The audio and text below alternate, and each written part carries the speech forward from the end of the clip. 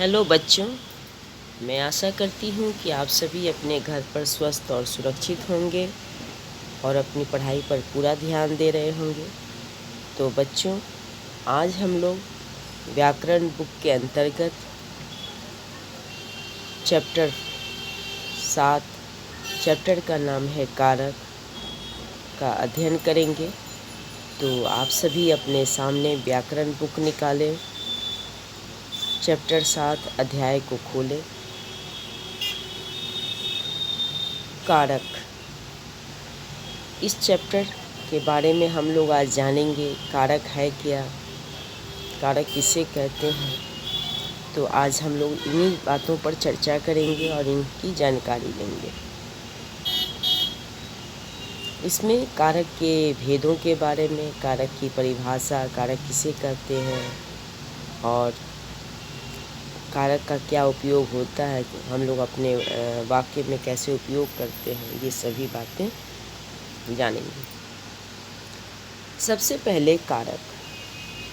कारक वाक्य की वह इकाई जिसके द्वारा संज्ञा अथवा सर्वनाम का अन्य शब्दों से संबंध जोड़ा जाता है। वाक्य की वह इकाई जिसके द्वारा संज्ञा अथवा सर्वनाम का अन्य शब्दों से संबंध जोड़ा जाता है। जैसे उदाहरण के तौर पे, राम ने रावण को बाण से मारा।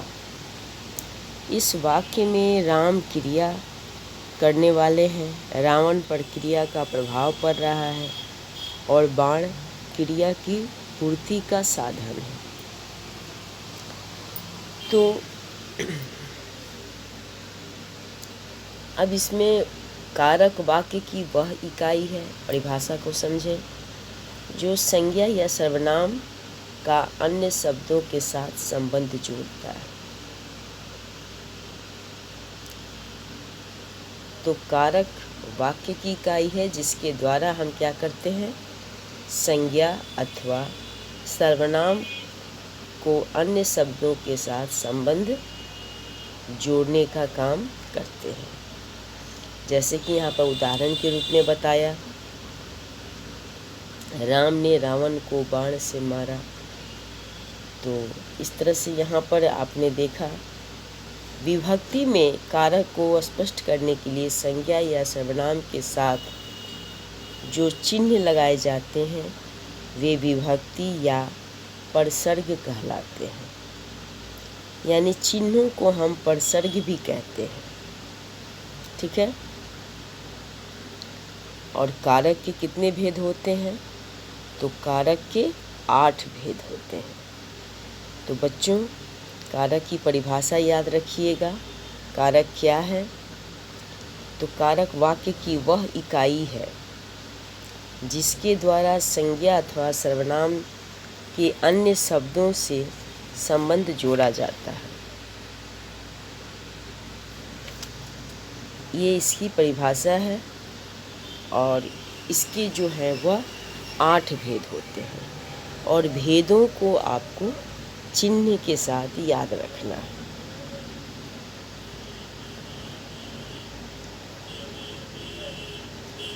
तो सबसे पहले विभक्ति या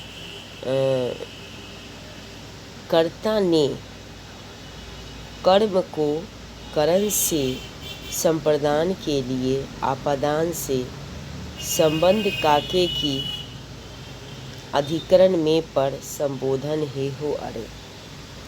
तो बच्चों, इस तरह से आपको कारक के 8 भेदों को चिन्ह के साथ याद करने होंगे और आप आसानी से याद कर लोगे अगर जिस तरह से मैं आपके सामने क्रमानुसार पढ़ते हुए तुकबंदी के रूप में मैं जो प्रस्तुत की उसी अनुसार आपको भी याद करने हैं। कर्ता ने कर्म को करण से संप्रदान के लिए आपादान से संबंध काके की अधिकरण में पर संबोधन हे हो अरे। अब सबसे पहले हम लोग जानेंगे कर्ता कारक। कर्ता कारक किसे कहते हैं? यानी काम करने वाला को, सब्जेक्ट, जिसको इंग्लिश में हम लोग सब्जेक्ट कहते हैं। काम करने वाले को हम लोग कर्ता कारक कहते हैं और इसका चिन्ह क्या होता है? ने। कर्म कारक, जिस पर काम का प्रभाव पड़े उसे कर्म कारक कहते हैं और इसका चिन्ह क्या है? को। करण, जिसके द्वारा कर्ता काम करे, जिसके द्वारा कर्ता काम करे वह करण कारक, और जिसके लिए क्रिया की जाए वो संप्रदान कारक और इसका चिन्ह क्या है? को के लिए। और जिससे अलगाव हो, अब बच्चों यहाँ पर ध्यान रख देना, करण कारक का भी चिन्ह से है और आपादान कारक का भी चिन्ह से है। तो करण कारक में कर्ता जो है वो जिसके द्वारा कर्ता काम करता है। जैसे उदाहरण के तौर पे आप देख लीजिए, मैं आपको दे रही हूँ, वह कलम से लिखता है, तो यह करण कारक के उदाहरण हुए। क्यों? क्योंकि इसमें लिखने का काम हो रहा है और वह किसके द्वारा हो रहा है? कलम से हो रहा है। तो जैसे कि यहाँ पर आप देख रहे हैं, लिखा भी हुआ है कि जिसके द्वारा कर्ता काम करे वह उसे हम करण कारक कहते हैं। और आपादान कारक का भी चिन्ह से है, लेकिन इसकी पहचान क्या है? अलगाव, अलग होना। जैसे उदाहरण के तौर पे पेड़ से पत्ते गिरते हैं, तो पेड़ से पत्ते गिरते हैं से चिन्ह है, पत्ते जो है वो अलग हो रहे हैं, गिरकर अलग हो रहे हैं। संबंध कारक में जो का, की, के, रा, री, रे, ये अन्य पदों से संबंध जोड़ने का काम करता है। और अधिकरण कारक क्रिया का आधार में पर है। संबोधन, किसी को पुकारने के लिए, किसी को पुकारने के लिए संबोधन, हे हो, अरे। अब सबसे पहले हम लोग जानेंगे कर्ता कारक के बारे में। क्रिया के करने वाले को कर्ता कारक कहते हैं। क्रिया मतलब काम, तो काम को करने वाले ही कर्ता कारक कहलाते हैं। तो यहाँ पर किस तरह से दिया गया है? क्रिया के करने वाले को कर्ता कारक कहते हैं। यह पद प्रायः संज्ञा या सर्वनाम होता है। और ये पद क्या होता है? यानी कर्ता कौन होता है? या तो संज्ञा होता है या सर्वनाम होता है। देखिए उदाहरण में यहाँ दिया हुआ है, माला ने खाना खाया, तो माला कौन है? कर्ता है। और कर्ता के साथ क्या चिन्ह लगा है? कर्ता का ने चिन्ह लगा है। माला ने खाना खाया, तो कर्ता कारक है। सुमन ने राधा से पुस्तक ली, सुमन, यह भी क्या है? संज्ञा है। माला, सुमन दोनों क्या है? संज्ञा शब्द है। और यहाँ पर वाक्य में ये क्या काम कर रहे हैं? कर्ता का काम कर रहे हैं। और इनके साथ कौन सा चिन्ह लगा है? कर्ता के ने चिन्ह का प्रयोग हुआ है। तो जैसे कि परिभाषा में बताया गया बच्चों कि क्रिया के करने वाले को कर्ता कारक कहते हैं। यानी जो क्रिया का करता है वही कर्ता कारक कहलाता है। क्रिया मतलब काम करने वाला। और वह कौन होता है?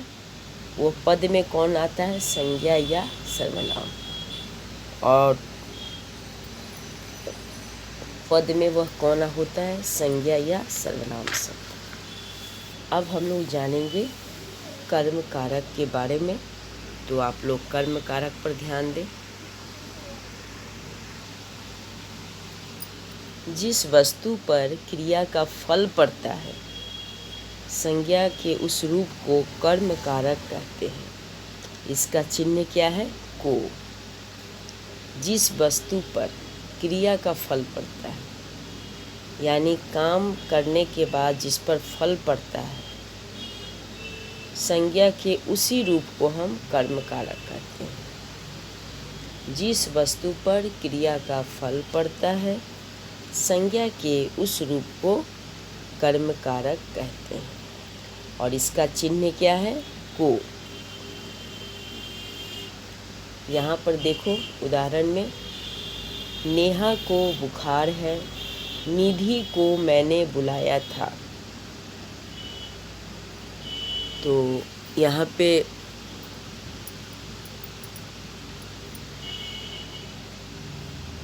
नेहा को बुखार है, तो यहाँ पे कर्म कारक जो चिन्ह है को। तो यहाँ पर फल जो है वह किस पर पड़ रहा है? क्रिया का फल किस पर पड़ रहा है? तो क्रिया का फल जिस वस्तु पर पड़ता है वही होता है कर्म कारक। तो संज्ञा के इस रूप को कर्म कारक कहते हैं। तो यहाँ फल किस पर पड़ रहा है? तो यहाँ नेहा पर पड़ रहा है, यानी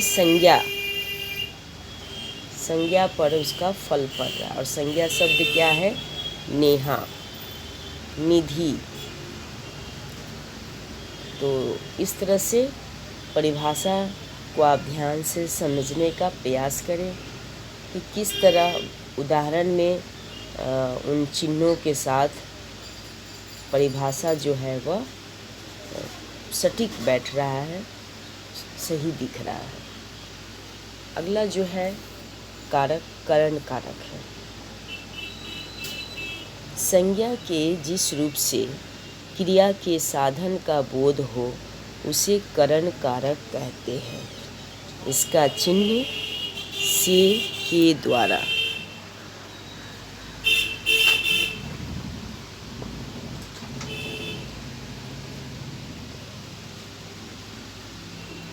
संज्ञा के जिस रूप से क्रिया के साधन का बोध हो उसे करण कारक कहते हैं। इसका चिन्ह से के द्वारा है। जैसे नैना पुस्तक के द्वारा पढ़ रही है। अब यहाँ पर देखो बच्चों, संज्ञा कौन है? नैना है।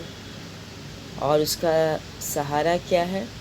पुस्तक, यानी साधन पढ़ने का क्या है? पुस्तक है।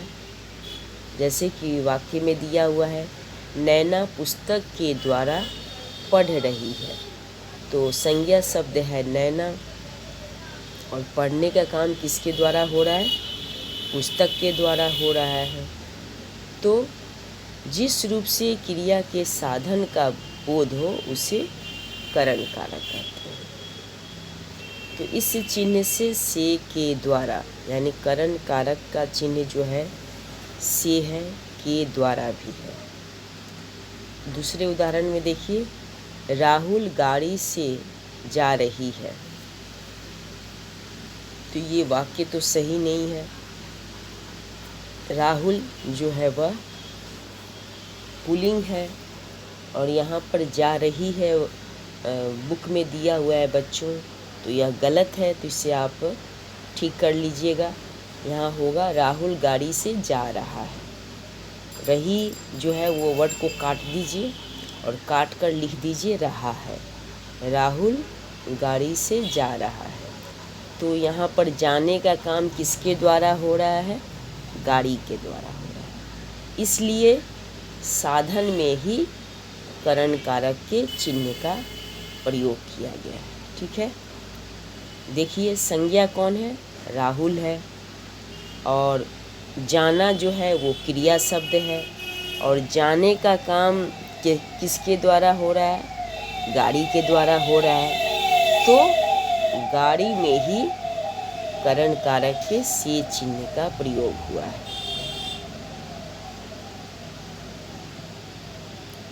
तो ये ही मुख्य बातें जो हैं इस चैप्टर से संबंधित वो जानने वाली है।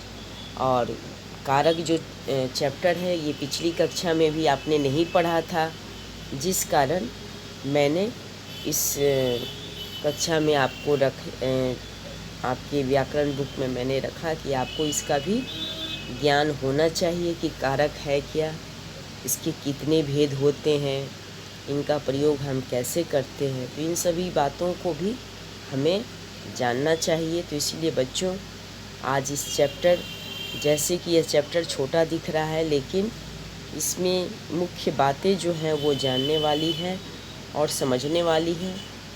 तो इसके जो भी परिभाषा और भेद हैं उन्हें आप याद ज़रूर कीजिएगा। लाइव क्लासेस में मैं सभी बच्चों से पूछूंगी कारक के चिन्हों के बारे में और भेदों के, यानी भेद के साथ चिन्हों के बारे में मैं परिभाषा के साथ पूछूंगी। तो आप इस चैप्टर को पढ़ें और पढ़कर याद भी करें।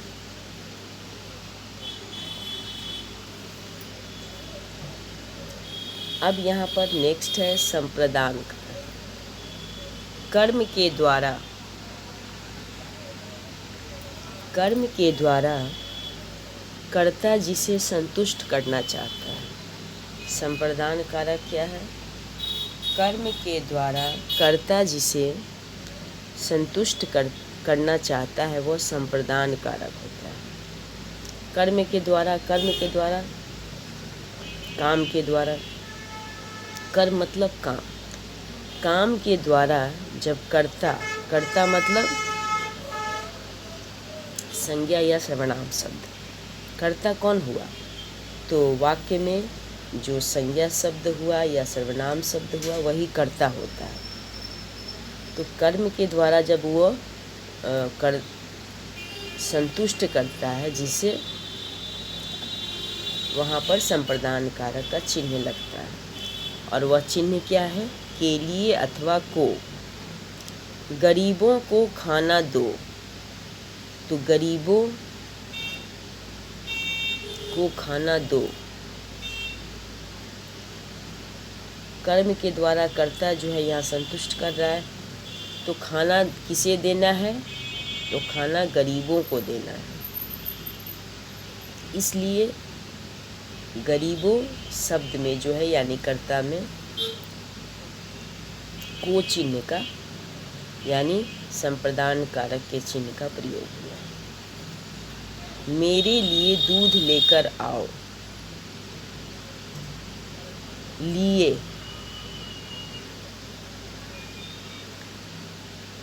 के लिए, ये सभी जो है वो संप्रदान कारक के चिन्ह हैं।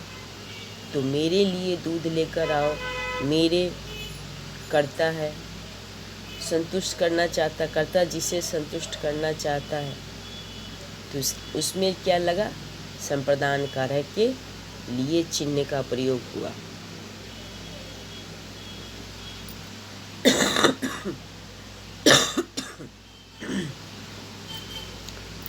तो इस तरह से हुआ। अब अगला जो है आपादान कारक। तो आपादान कारक में क्या है? संज्ञा या सर्वनाम के जिस रूप से अलग होने का भाव पता चलता है उसे आपादान कारक कहते हैं। अब यहाँ पर ध्यान देना बच्चों, संज्ञा या सर्वनाम के जिस रूप से अलग होने का भाव पता चलता है,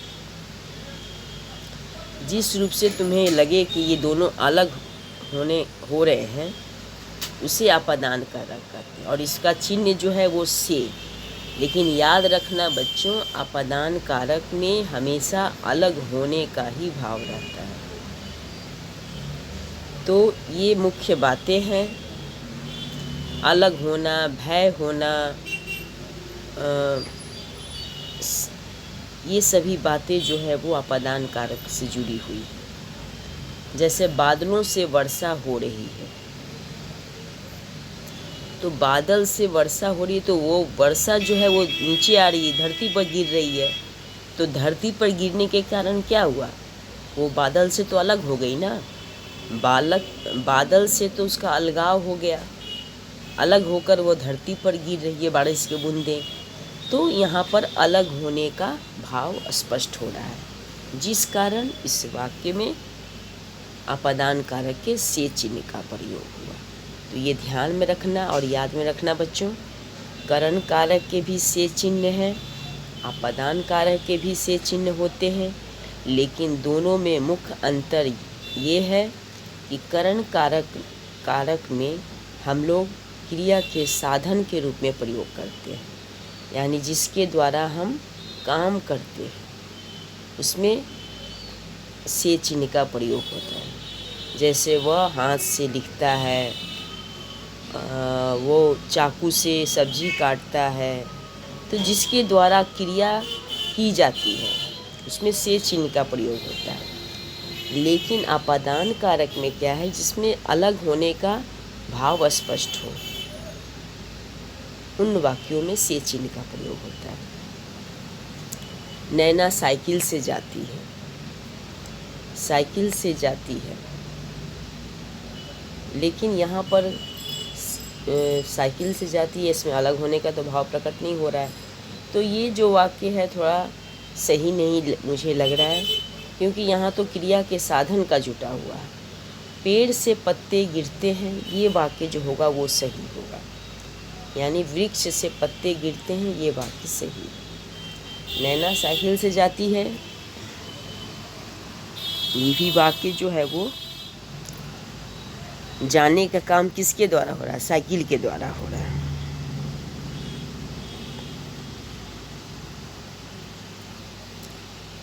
अगला है यानी छठा, संबंध कारक।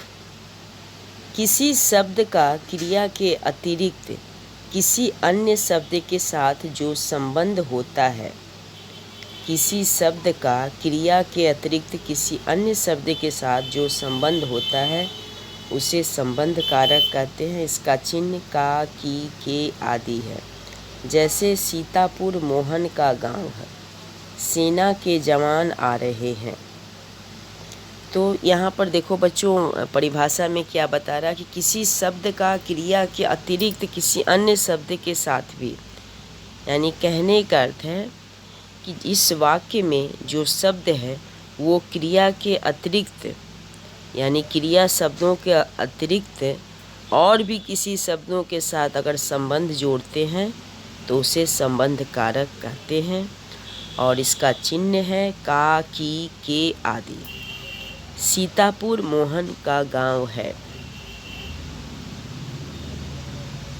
तो इसमें भी संबंध देखो क्रिया के अतिरिक्त है, क्योंकि गांव जो शब्द है वो क्रिया शब्द नहीं है, लेकिन फिर भी इसमें संबंध जोड़ने का काम जो है वो हो रहा है, जिस कारण यहाँ पर संबंध कारक के चिन्ह लगे। सेना के जवान आ रहे हैं,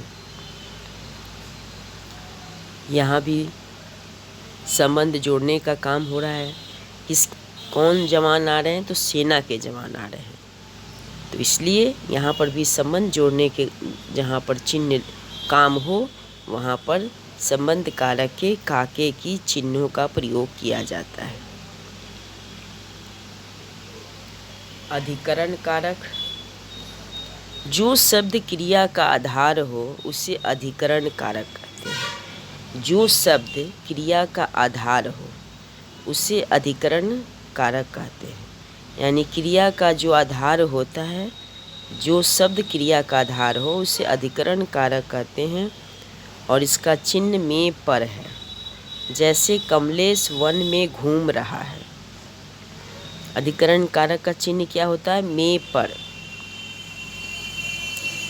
और इसका आधार यानी क्रिया का यही आधार है। कमलेश वन में घूम रहा है, कमलेश कहाँ घूम रहा है, वन में। वन में मतलब जंगल में, ठीक है। तो क्रिया का आधार है, यानी क्रिया कौन सा शब्द है, घूम रहा है या क्रिया शब्द है। तो घूम रहा है क्रिया शब्द है, जिसमें कमलेश, तो इन चिन्हों में वहाँ पर इस वाक्य में जो है में चिन्ह लगा और तब जाकर यह वाक्य जो है वो अधिकरण कारक के रूप में प्रयोग हुआ। मेज पर पुस्तक रखी है, पुस्तक कहाँ रखी हुई है, तो पुस्तक मेज पर रखी। पर जो है वह अधिकरण कारक के चिन्ह है। ठीक है। संबोधन कारक। अब यहाँ पर बच्चों है क्या कि वाक्य आपको दिए रहेंगे, ठीक है। उनमें से आपको यह पहचानना होगा कि ये कारक के कौन से चिन्ह हैं लगे हुए हैं इस वाक्य में, और कौन से कारक के भेद हैं, उन्हें आपको बताने होंगे। इस तरह के प्रश्न जो हैं वो पूछे जाएंगे और इस तरह के ही प्रश्न आते हैं। तो मुख्य बातें जो हैं इस चैप्टर में बच्चों जानने वाली, कारक की परिभाषा, कारक के कितने भेद होते हैं और उनके चिन्ह भी। तो आपने पढ़ा कारक की परिभाषा, कारक संज्ञा अथवा सर्वनाम का अन्य शब्दों के साथ जो संबंध जोड़ता है उसे कारक कहते हैं, और इसके 8 भेद होते हैं। तो आपको मैं सरलता से तरीका बताती हूँ जो भेदों के साथ आप चिन्ह भी याद कर लीजिएगा। कर्ता ने कर्म को करण से संप्रदान के लिए आपादान से संबंध काके की अधिकरण में पर संबोधन हे हो अरे। तो ये कारक के 8 भेद हैं और भेद के साथ चिन्ह हैं। तो इस तरह से आप भेद और चिन्ह एक ही साथ आप याद कर लीजिएगा सरलता से। और यह जो मैं तरीका बताई, अगर इस तरह से आप याद कीजिएगा तो आप कभी भी नहीं भूलिएगा, हमेशा आपको याद रहेगा।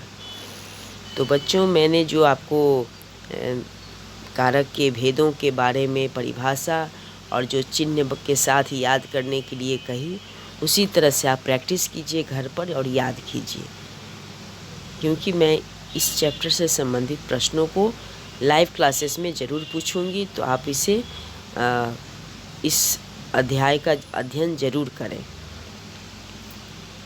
संबोधन कारक किसी को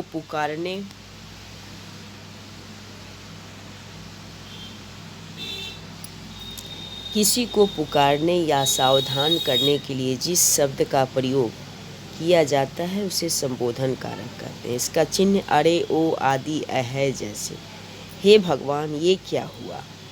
किसी को पुकारने के लिए या सावधान करने के लिए जिस शब्द का प्रयोग किया जाता है उसे संबोधन कारक कहते हैं। अब संबोधन कारक के चिन्ह क्या है? हे, अरे, ओ, हे भगवान। तो हे जो शब्द हुआ ये संबोधन कारक के चिन्ह है, और उसके बगल में, भगवान के बगल में देखिए विस्मयादि बोधक का चिन्ह लगा हुआ है। तो संबोधन कारक की पहचान ये भी है कि शब्द का जब हम प्रयोग करेंगे तो वाक्य में यानी उसके शब्द के बाद वहाँ पर विस्मयादि बोधक का भी चिन्ह का हम इस्तेमाल करते हैं। किसी को जब हम पुकारते हैं, अरे सुनते हो, तो वहाँ भी देखिएगा अरे जब शब्द लगाते हैं तो वहाँ बगल में हम विस्मयादि बोधक का चिन्ह का प्रयोग करते हैं। अरे, ओ, आदि, ये सभी जो क्या हैं संबोधन कारक के चिन्ह हैं। अजी जनाब कहाँ जा रहे हैं। अजी जनाब, अजी जनाब, इसके बगल में फिर विस्मयादि बोधक का चिन्ह का इस्तेमाल हुआ, फिर जाकर ये वाक्य जो है पूरा हुआ। तो इस तरह से कारक के 8 भेद हमने आज पढ़ा। उसके बाद संज्ञा शब्द के सभी विभक्तियों में रूप आकारात्मक पुल्लिंग शब्द बालक। अब यहाँ पर देखो बच्चों, किस तरह से हम लोग एक उदाहरण में बता रहा है कि अकारांत यानी बालक शब्द का प्रयोग हम लोग किस तरह से कर्ता, कर्म, करण इन चिन्हों के आधार पर, कारक के आधार पर हम प्रयोग करते हैं। बालकों ने बहुवचन में और एक वचन में बालक ने। तो इसी तरह से हम लोग वाक्य में भी प्रयोग करेंगे। अगर एक वचन होगा तो बालक को के लिए, बहुवचन होगा तो बालकों के लिए। स्वाभाविक है कि जो चिन्ह का जो है वह को हो जाएगा, बदल जाएगा। बहुवचन में हो जाएगा। बालकों ने, बालक से, बालकों से, यानी शब्द जो है वो बहुवचन में बदल जाएगा।